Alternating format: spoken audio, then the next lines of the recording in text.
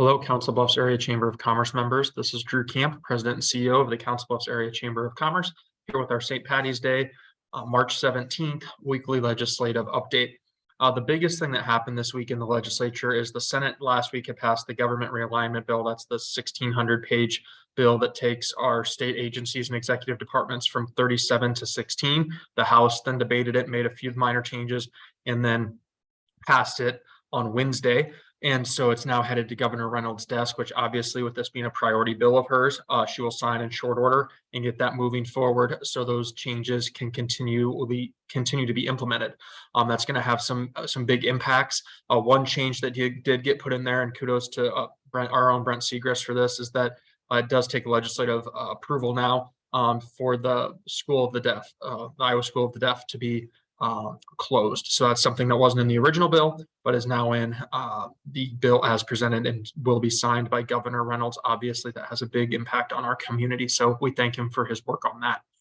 Another piece of legislation that passed this week and is headed to the governor's desk is a bathroom bill that relates to students having to use the bathrooms of their gender identity or sex that they were assigned with at birth at their bathrooms and locker rooms in public institutions, public schools throughout the state.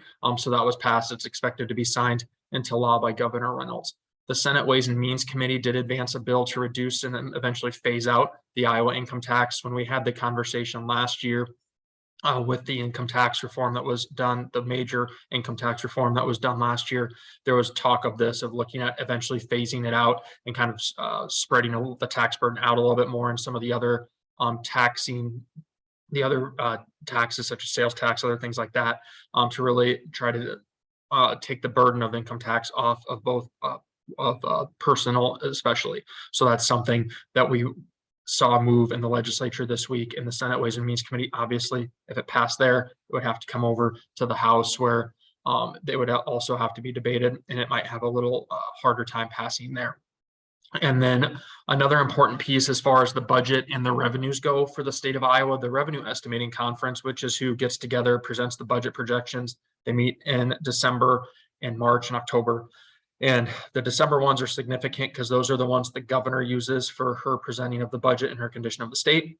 And then the March ones are significant because if they are less than the December ones, the legislature has to go forward with those numbers in March, the lower of the two of December or March, to present their budget projections and targets. So last Friday, after the update was done, the Revenue Estimating Conference had met, and we found out that revenues for FY23, the current fiscal year we're in that ends on June 30, we're up 135 million from December. And for FY24, which will start July 1 and run through next June 30, we're up 25 million for FY24 from the December projections. So what that means, obviously, is that we will be using the December projections for budget targets and the budget and appropriations process for the remainder of session to kick in for FY24.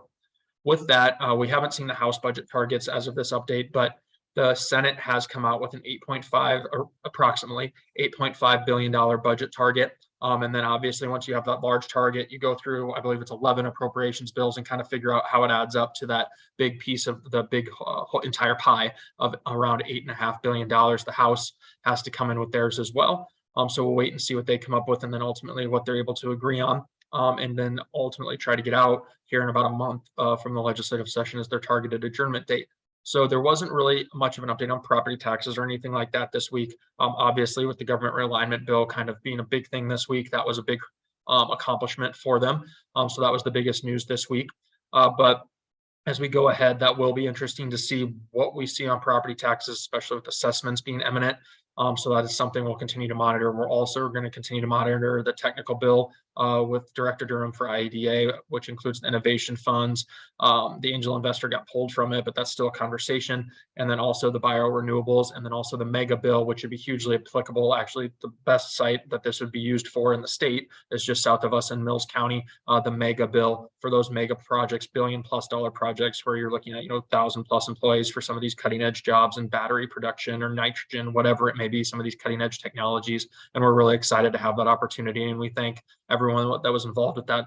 Mid-AM played a significant role in making that Mid-American Energy and making that possible. So we thank them for the investment and the time they put into it, as well as everyone in Mills County and others that made that possible. So with that, that will conclude my update for St. Patty's Day here on March 17th. We'll continue to watch, obviously, what's going on in the legislature throughout the remaining 4 weeks or so in the legislature.